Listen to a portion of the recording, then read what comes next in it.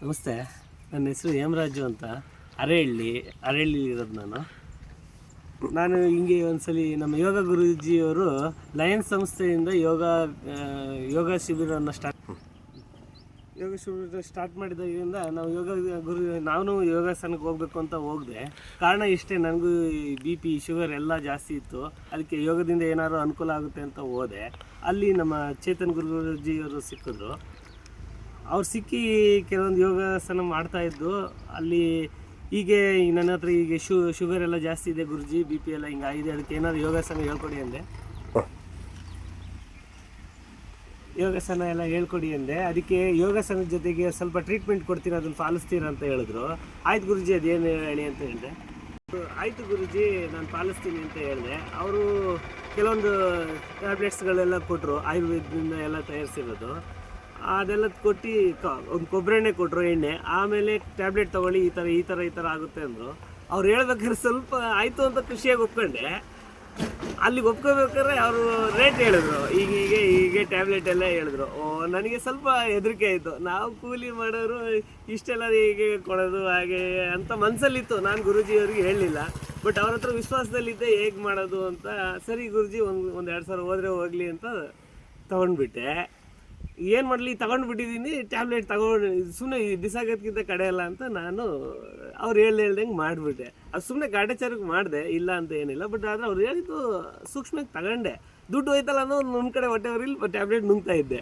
But ಆಮೇಲೆ ಹೋಗ್ತಾ ನನಗೆ ಕೈ ಕಾಲು ಎಲ್ಲ ಚುಚ್ಚೋದು. ಶುಗರ್ ಒಂದು ಸ್ಪೂನ್ ಏನೋ ಶುಗರ್ ತಿಂದರೆ ಕೈ ಚುಚ್ಚೋದು, ಆಗಲೇ ಕಾಲು ಚುಚ್ಚೋದು, ಆಮೇಲೆ ಬ್ಯಾಕ್ ಪೇಯ್ನ್ ಎಲ್ಲ ಬಂದ್ಬಿಡೋದು. ಅದೇ ಅವ್ರ ಟ್ಯಾಬ್ಲೆಟ್ ನುಂಗಿ ಒಂದು 2-3 ದಿನದಿಂದ ಚೂರು ಕಮ್ಮಿ ಆಗಕ್ಕೆ ಬಂತು. ಹಂಗೆ ತಗೊಳ್ತಾ ಇವತ್ತು 35 ದಿನ ಆಯಿತು. 35 ದಿನಕ್ಕೆ ಇವತ್ತು ಚುಚ್ಚೋದು, ಕೈ ಚುಚ್ಚೋದು, ಆಮೇಲೆ ಬ್ಯಾಕ್ ಪೇಯ್ನು ಇದ್ಯಾವುದು ಇಲ್ಲ. ರಿಪೋರ್ಟ್ ಹಂಗಾರೆ ತೋರಿಸಿ ನೋಡೋಣ ಏನಿದೆ. ಅದಕ್ಕೆ ಸಾಕ್ಷಿ ಏನಂತ ಹೇಳಿದ್ರೆ, ನೋಡಿ, ಈಗ ಒಂದು 3-4 ತಿಂಗಳಿಂದ ನಾನು ಶುಗರಲ್ಲಿ ಒದ್ದಾಡಿದೆ. ಎಷ್ಟಿತ್ತು ಆ ಶುಗರಲ್ಲಿ ಒದ್ದಾಡಿದ್ಕೆ? ನೋಡಿ, ಇಲ್ಲೊಂದು ಝೂಮ್ ಇದೆ. FBC ಊಟಕ್ಕಿಂತ ಮುಂಚೆ 105 ಇತ್ತು. FBPC ಇದು ಊಟ ಆದ್ಮೇಲೆ 210 ಇದೆ. ಇದು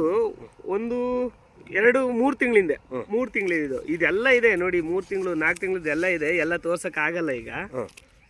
ನೋಡಿ, ಈಗ ನೆನ್ನೆ ಇದು 8ನೇ ತಾರೀಕು, ಇಲ್ಲಿ 8ನೇ ತಾರೀಕು ನೆನ್ನೆ ಟೆಸ್ಟ್ ಮಾಡಿಸಿದ್ದೀನಿ. ನೋಡಿ, 129 ಊಟ ಆದಮೇಲೆ ಖಾಲಿ ಹೊಟ್ಟೆಲಿ 99 ಇದೆ. ಡಾಕ್ಟರ್ ಲ್ಯಾಬಲ್ಲಿ ಮಾಮೂಲಿ ಲ್ಯಾಬ್ಗೆ ಹೋಗ್ತಾ ಇದ್ದೆ. ಅವರೇ ಆಶ್ಚರ್ಯಪಟ್ಟರು, ಏನ್ರಿ ಇದು ನಿಮ್ಗೆ ಏಕೆ ಹಿಂಗಾಗ್ಬಿಡ್ತು, ಏನು ಮಾಡಿದ್ರಿ ಅಂತ ಅವರೇ ಕೇಳಿದ್ರು. BP ಎಷ್ಟಿತ್ತು? BP ನೋಡಿ, BP 160 ತನಕ ಇತ್ತು. 160, 110 ಇತ್ತು. ಅದೇ ಅದರದಲ್ಲಿ ರಿಪೋರ್ಟ್ ಬಿಪಿನು ನೋಡಿ, ಬಿಪಿನು ಆಗ 150-90 ಇತ್ತು. ಅದು ಇದು ಒಂದೊಂದು ಕೆಲವು ನೋಡಿ, ಇದು ಒಂದೊಂದು ಪೇಪರ್ಸ್ ಡಾಕ್ಯುಮೆಂಟ್. ಇನ್ನೂ ಕೆಲವು ಇದಾವೆ. 160-170 BP ಇತ್ತು. 110ಕ್ಕೆ ಇನ್ನೊಂದು ಕಡೆ 110-170 ಇತ್ತು. ಇಷ್ಟೆಲ್ಲ ಇದೆ. ನಾನು ಎಲ್ಲದನ್ನು ಹೇಳೋಕ್ಕಾಗಲ್ಲ ಇಲ್ಲಿ.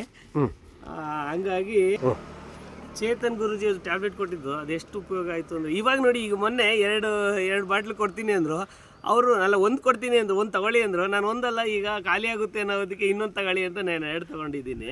ಈಗ ದುಡ್ಡು ಹಾಕೋಕ್ಕೆ ಬೇಜಾರಾಗ್ತಾ ಇಲ್ಲ. ಫಸ್ಟಿಗೆ ಹಾಕ್ಬೇಕಾದ್ರೆ ಯೋಚನೆ ಆಯಿತು. ನಾವು ಕೂಲಿ ಕಾರ್ಮಿಕ, ನಾನು ಕಾರ್ಪೆಂಟರ್ ಕೆಲಸ ಮಾಡೋದು.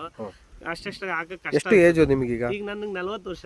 40 ವರ್ಷಕ್ಕೆ ಶುಗರ್ ಬಂದು ಒದ್ದಾಡ್ತಾ ಇದ್ರಿ. ಹಾಗಾದ್ರೆ ಈಗ ನೀವು ಆ ತೆಂಗಿನ ಎಣ್ಣೆ ಏನು ಒರಿಜಿನ್ ಕೊಕೊನಟ್ ಆಯಿಲ್ ಇದನ್ನೆಲ್ಲ ಬಳಸಿದ್ಮೇಲೆ ನಿಮಗೆ ಅದೊಂದು ಗುರುಜಿ, ಅದೊಂದು ಚೆನ್ನಾಗಿ ಅವ್ರು ಹೇಳ್ತೇನೆ ಖಾಲಿ ಹೊಟ್ಟೆಲೆಲ್ಲ ತಗೊಳ್ತಾ ಇದ್ದೆ. ಅದು ತಗೊಂಡು ಒಂದು ವಾರ ಆದ್ಮೇಲೆ ಸ್ವಲ್ಪ ಹೀಟ್ ಅನ್ನಿಸ್ತು. ಅದಕ್ಕೆ ಕರೆಕ್ಟಾಗಿ ತಂಪಾಗಿರೋ ಪದಾರ್ಥ ತಿಂತಾ ಇದ್ದೆ. ಅಲ್ಲಿಗೆ ಸರಿಯಾಗೋಯ್ತು. ಈಗ ನಾನು ಹೇಳ್ಬೇಕಂದ್ರೆ ಫುಲ್ ಆರಾಮಾಗಿದ್ದೀನಿ. ಬಟ್ ಇನ್ನೂ ನನಗೆ 3 ತಿಂಗಳು ಟ್ಯಾಬ್ಲೆಟ್ ತಗೊಳ್ಳಿ ಅಂತ ಹೇಳಿದ್ದಾರೆ. ನಾನು 1 ತಿಂಗಳು ತಗೊಂಡಿರೋದು ಅಷ್ಟೇ. ಅಷ್ಟಕ್ಕೆ ನಾನು ಈ ರೇಂಜಿಗೆ ಇದ್ದೀನಿ.